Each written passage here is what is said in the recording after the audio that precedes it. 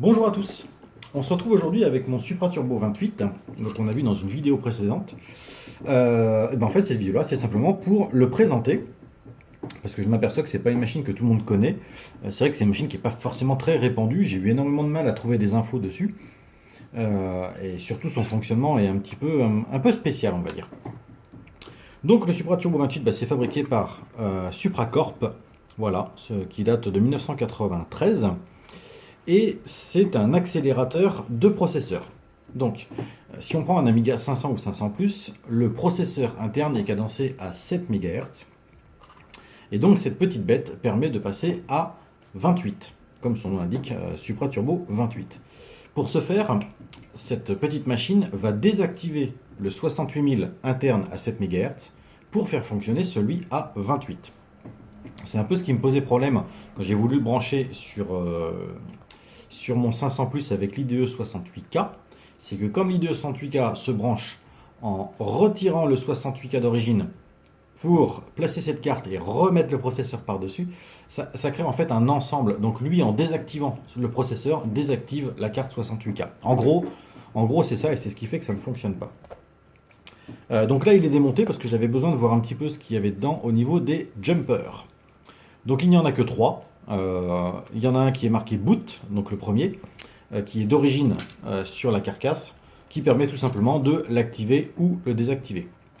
Les deux autres, par contre, je ne sais pas à quoi ils servent et je n'ai pas la doc. Et la seule que j'avais trouvée était en allemand et je ne suis pas doué en allemand et je n'avais pas vraiment trouvé d'infos. Les deux autres options, c'est machine et option, qui ne sont pas sur la carcasse. Moi, je les ai parce qu'elles ont été rajoutées. Je me souviens même plus si c'est moi qui les ai rajoutées ou si je l'ai vu comme ça, je ne me souviens plus. Donc voilà. Donc cette machine-là, elle existe autant pour le 500, 500 plus que le 2000. Alors pour le 2000, ce ne sera pas tout à fait la même installation puisqu'il se met à l'intérieur. Là, celui-ci se met sur la trappe du côté. Donc c'était quand même une sacrée révolution pour l'époque parce que 28 MHz sur un Amiga 500, c'est absolument énorme. Énorme, énorme.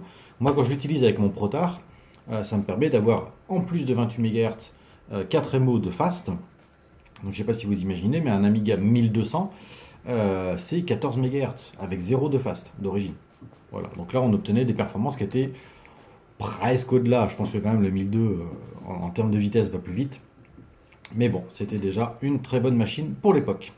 Voilà, c'était la présentation du Supra Turbo 28, présentation succincte.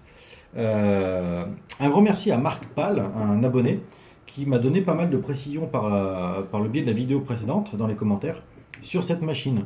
Voilà, notamment sur le fait qu'il désactive le 68000 d'origine et donc que ça ne pouvait pas marcher avec le 68K.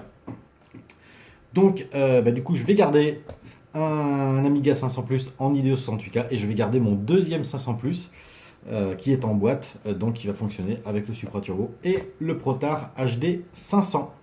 Voilà, j'espère avoir éclairé votre lanterne. Je vous remercie d'avoir regardé cette vidéo et je vous dis à très bientôt.